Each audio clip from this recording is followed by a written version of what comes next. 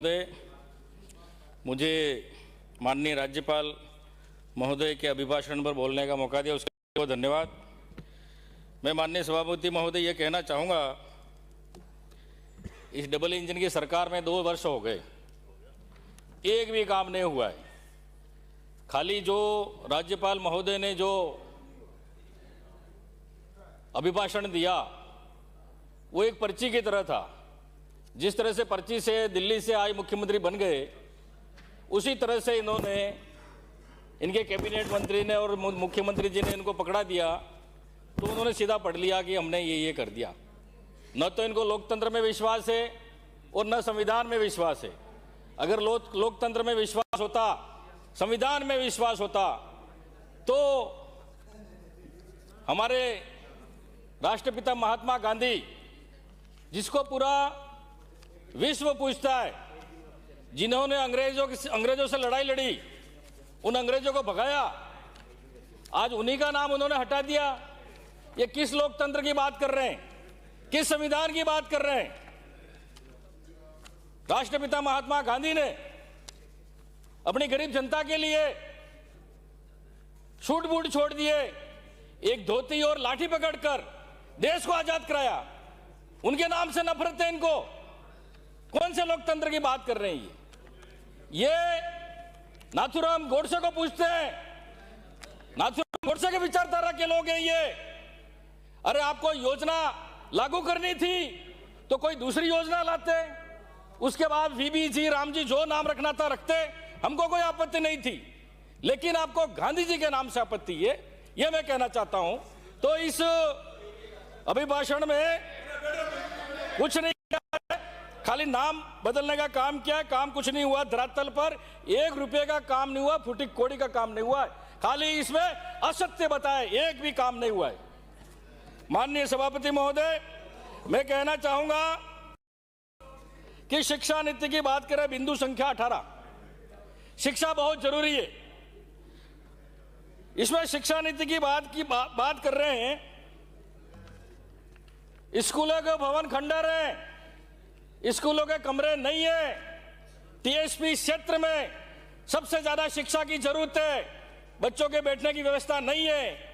कई सारी स्कूलें, मंदिरों में बच्चों को पढ़ा रहे हैं शिक्षक, कई पेड़ की छाव के नीचे बैठ के पढ़ा रहे हैं। और आप कह रहे हो कि डबल इंजन है हमारा। काय का डबल इंजन है तुम्हारा? बच्चों की शिक्षा के लिए व्यवस्था नहीं कर सकते हो। झालावाड़ में जो, पिपलोदी में जो घटना हो गई, जो राजस्थान में कहीं और दूसरी स्कूल में भी घटना हो सकती है, ये जिम्मेदारी भी आपकी रहेगी, सरकार की रहेगी। और आप कह रहे हो कि हम शिक्षा नीति कर रहे, हमने ये कर दिया, वो कर दिया। आज बच्चों को छात्रवृत्ति नहीं मिल रही है। कौन से संविधान की बात कर रहे हो आप? एसटी एससी को छात्रवृत्ति नहीं मिल रही है, वो बच्चे कैसे पढ़ेंगे? हमने बना दिया कोई जो गरीब बच्चे हैं उनको ऊपर उठाया जाए, उनको समान अधिकार दिया जाए, उनको पढ़ने का अधिकार दिया जाए। समय पर वो छात्रवृत्ति नहीं मिलेगी तो वो बच्चा कैसे पढ़ाई करेगा, कैसे कंपटीशन में आगे बढ़ेगा, कैसे उसको कुछ सामग्री चाहिए, कैसे लाएगा? तो ये खाली जुमला है, इस अभिभाषण में कुछ नहीं है, खाली झूठ का एक चिट्ठा पकड़ा दिया और पढ़ दिया है। बिंदु संख्या 40 की बात करूंगा। किसान, भारत देश कृषि प्रधान देश है। अगर किसान नहीं होता ना तो हम भी नहीं होते। हम किसके लिए कर रहे हैं? मजदूरी किसके लिए कर रहे हैं? नौकरी किसके लिए कर रहे हैं? व्यापारी किसके लिए कर रहा है? पेट के लिए कर रहा है, अनाज के लिए। लेकिन आपको किसानों की पड़ी नहीं है, खाली किसानों की बात करते हैं। आज किसानों को बिजली नहीं मिल रही है, आप 6 घंटे की बात कर रहे हैं, रात में बिजली दे रहे हैं। अरे रात में टीएसपी क्षेत्र में, सभापति महोदय आप जानते हैं, वह हमारे वहां समतल खेत नहीं है, पहाड़ी वाले खेत है, वहां पर पानी जाता है, रेलों से जाता है, यूं हो सकता है जानवर भी काट ले, लेकिन आपको कोई पड़ी नहीं है, खाली किसान की बात कर रहे हैं।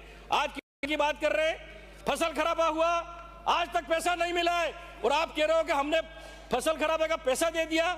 उस किसान को उसकी बीज भी नहीं मिला इस साल अतिवृष्टि से, क्या चारा भी खराब हो गया। लेकिन सरकार सोई हुई है, अभी तक उनको मुआवजा तक नहीं, गिरदावरी नहीं की और अभी तक मुआवजा नहीं मिला है। मेरी सरकार से मांग है कि उनको मुआवजा मिले किसान को। माननीय सभापति महोदय, पहले बजट घोषणा में बहुत बड़ी बड़ी लंबी लंबी हाकी थी। जो किसान हल से खेत जोतेगा, हल से खेती करेगा उसको 30,000 रुपए हम देंगे। आज तक एक किसान को नहीं मिला है, आज तक एक किसान को 30,000 नहीं मिला है। वो कागज में पटवारी के पास, सचिव के पास फोटोकॉपी करा के 2,500-3 हजार रुपए उसका खर्चा हो गया। आज तक किसान को 30,000 नहीं मिला है। और कोई किसान तो बेचारा 30,000 रुपए मिलेंगे यूं करके किसी से बेल भी खरीद के लाया और उसने खेती की, लेकिन आज तक उसका 30,000 का कर्जा चढ़ रहा है। क्या डबल इंजन सरकार है आपकी? इससे अच्छा हमारी एक सिंगल इंजन की सरकार ठीक थी। 2 साल कोरोना होते हुए भी 2.5 साल में इतना विकास किया और उद्घाटन भी कर लिया। और कांग्रेस के काम क्या आप उद्घाटन कर रहे हो? कांग्रेस जो काम किया उसका उद्घाटन कर रहे हो? अरे नई बिल्डिंग खड़ी करो, उसका उद्घाटन करो। माननीय सभापति महोदय, और खाद की बात तो पूछो मत, खाद तो पूछो मत। खाद गरीब को नहीं मिल रहा है। वो सुबह भूखा प्यासा वहां खाद की दुकान में लाइन में अड़ा हुआ है, लेकिन वो व्यापारी वर्ग है, व्यापारी दुकान में बेच रहा 700 रुपए में 1 कट्टा, उसके पास कैसे गया? लेकिन गरीब को नहीं मिल रहा है। आप किसान के हक की बात कर रहे हैं? किस अधिकार से आप किसान के हक की बात कर रहे हैं? आप शोषण करने का काम कर रहे हैं, इसके अलावा कोई काम नहीं हो रहा है। मैं सभापति महोदय, बिंदु संख्या 7 मनरेगा हमारी सरकार ने 2000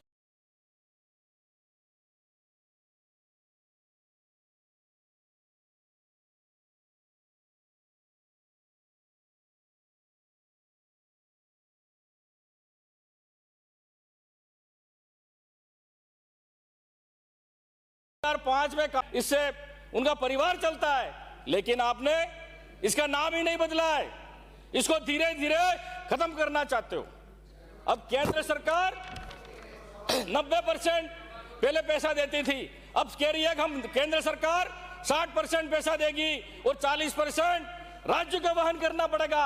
अब राज्य हाथ ऊंचा कर लेगा, भाई 40% हम खर्चा नहीं कर सकते, तो धीरे धीरे ये नरेगा खत्म कर रहे हैं और गरीब और आदिवासी और दलित को खत्म करना चाहते हैं।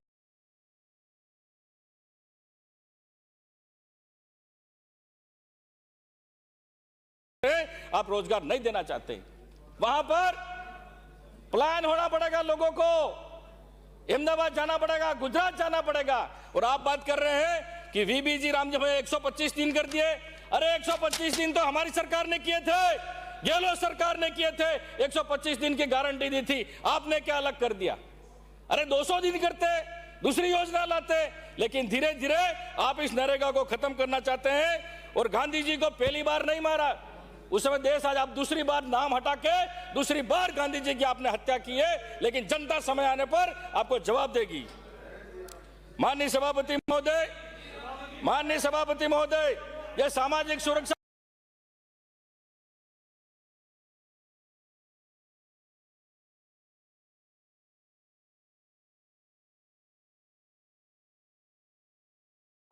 आप कह रहे हो कि हमने उनको पेंशन दे दी।